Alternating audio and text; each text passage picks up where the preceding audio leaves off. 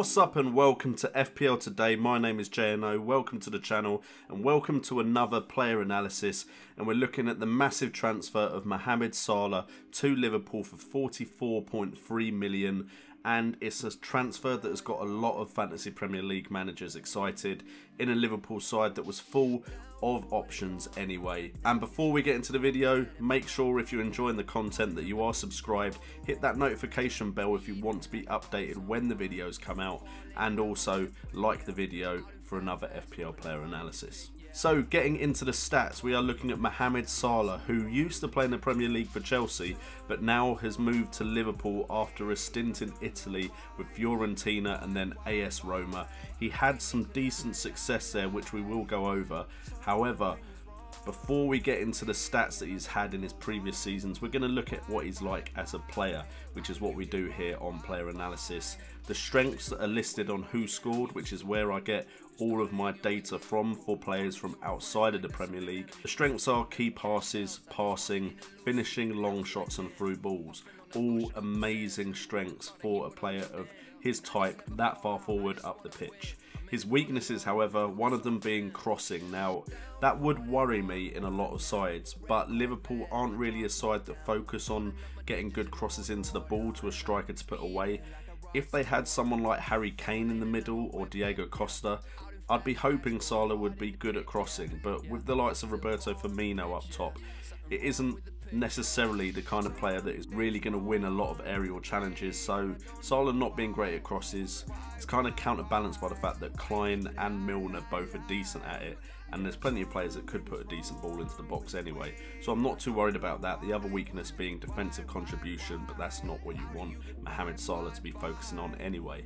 His style of play, he likes to cut inside, likes to lay off the ball for other strikers to score, likes to dribble, likes short passes, and is a counter-attacking threat with a lot of pace. Now, Sadio Mane and Salah, as far as pace goes, those are two incredibly fast players that Liverpool now have to counter-attack the big teams. What is a worry is them against smaller teams who are going to sit back and defend.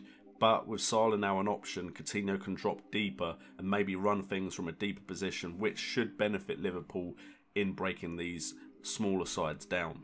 If we look at the 2016-2017 season, which we also looked at on the FPL transfer window, but we'll look at it again, we have 29 starts for Mohamed Salah in the 2016-2017 season with AS Roma, and he got 15 goals and 11 assists, making him a double-double player, which means he got over 10 goals and over 10 assists in a season.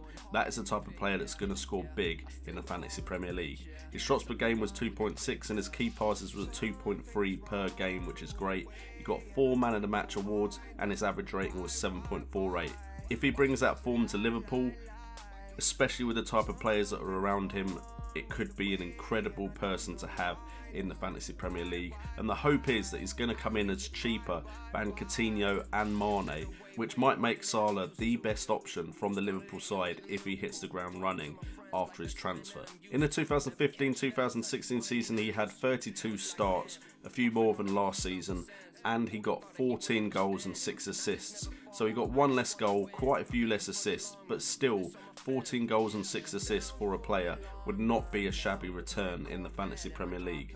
His shots per game and key passes per game did drop down to 2.1 and 1.9 respectively, but his Man of the Match awards was still at 4 and his average rating was at 7.20. But of course, when a player is consistently improving, you are going to get the stats on the rise as seasons go on. So as long as those stats keep going up, imagine they went up from 15 goals and 11 assists this season. That would make him a must-have player. And the fact is, for the last 2 seasons, he's been involved in 20 or more goals, both seasons for AS Roma, which is extremely promising. And if we have a quick look at his stats from his time at Fiorentina, where he played in the 2014-2015 season, he only had 10 appearances with 6 sub-appearances, which means he had a lot less action, but he still managed to get 6 goals and 3 assists, which means he was involved in 9 goals, for the club when he wasn't a first team player, which is still a great return. His shots per game and key passes was the same at 1.9, but his shots per game dropped to 1.8, but that's still respectable, and one man in a match award with a 7.17 rating. So even when he wasn't getting loads of game time, he was still able to get goals and assists. It's a good sign because according to his appearances in those 3 seasons, he still had a very good return next to the amount of appearances he had for the club he was playing for. So Salah looks like he could be an absolutely fantastic fantasy Premier League option, and also a great player for Liverpool, and I will definitely be keeping a massive eye on him, as I hope to see him hit the ground running and become a great fantasy Premier League asset. Anyway guys, that is it for the show today. So if you have enjoyed, please hit that like button, hit that notification button if you want to be told straight away when my videos are up. Also subscribe to the channel if you're new, and check out my Patreon if you want to support me in making fantasy Premier League content. I've been JNO, this has been FPL Today, and remember, it's all about the game.